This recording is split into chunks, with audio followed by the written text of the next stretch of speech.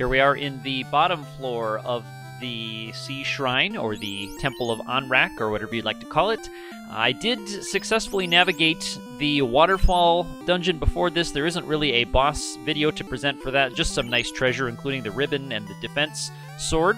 And of course I navigated the upper areas and cleared out all the treasure, the other ribbons, or the other ribbon in this dungeon.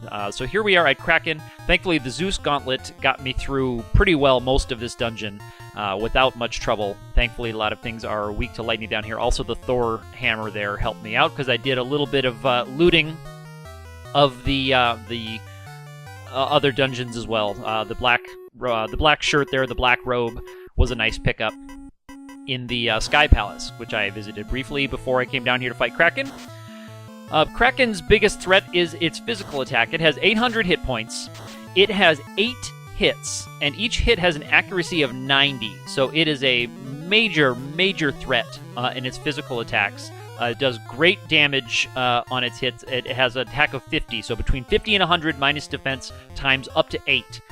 So my first order of business is to use that Defender Sword to cast Blink for free, use the White Shirt to cast INV2 for free. INV2 increases your evade by 40, but it targets all of the characters. So you can see my front level mage, who's likely to get hit with that physical attack, is piling up on the defense sword.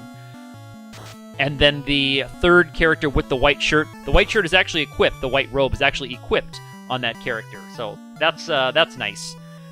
That gives nice protection and protection from fire, which we won't need here. Now, Kraken has no spells, but it does have the ability, the Ink ability, which it does 32 out of 128. Now, I've gotten lucky because the Ink ability just it inflicts you with blindness. See, there we see 2 hits, 176 damage. That could have been up to 8 hits, remember. It could have been up to 8 hits.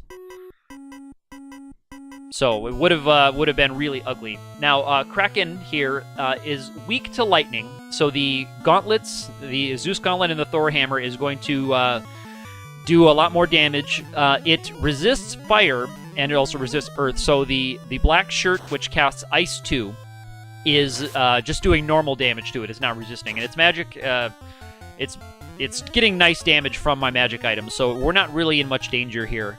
I'm still curious and still working on how the accuracy is calculated here, because again, with max evasion, I should not be taking any hits out of these 8, but he's still managing to land some. So this must have fixed a calculation there that I'm still working on. Again, I'm not an expert here. The people who program this game are experts. The people who program this hack are the experts. But there, so the black shirt, the Ice 2, did take out Kraken. Not a whole lot of problem. I probably didn't need to do all of that extra dungeon crawling that I did to prepare for this battle, to go to the Sky Palace and get the extra Thor hammer and the black shirt and the white shirt. But I did want, especially the white shirt, to get that extra evasion to avoid the 8 attacks. So Kraken is finished, and next we will have finishing the Sky Palace, trying to avoid Warmech and fighting Tiamat on top of the Sky Palace. But we're definitely well ahead of the curve on experience and gold. It's going to actually be tricky for me to level up high enough to get spell charges for those top level spells. So we'll see what plan I come up with to take on the rest of this game. In the meantime, be sure to subscribe, follow along the rest of the videos in this series, and look for more to come soon.